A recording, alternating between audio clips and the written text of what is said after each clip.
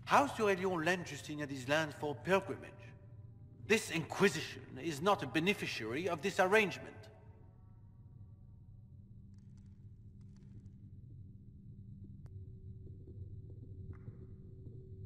This is the first I've heard of Haven having an owner outside the Chantry. My wife, Lady Machin of Denver, has claimed to Haven by ancient treaty with the monarchs of Ferelden. We were honored to lend its use to divine Justinia. She was a woman of supreme merit. I will not let an upstart order remain on her holy grounds. People have been injured. You can't just turn them out onto the snow.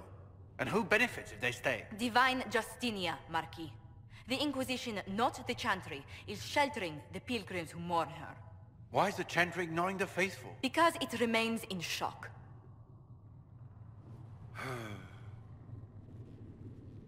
We face a dark time, Your Grace. Divine Justinia would not want her passing to divide us. She would, in fact, trust us to forge new alliances to the benefit of all, no matter how strange they might seem.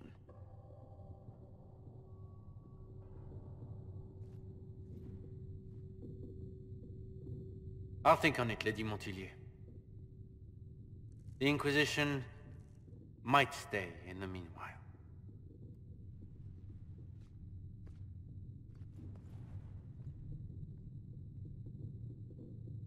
Do the Durelions actually have a claim on this place?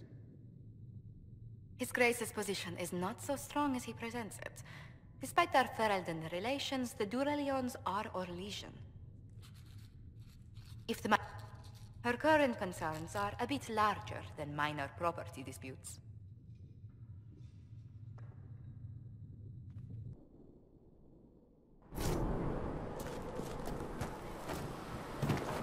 Walk safely.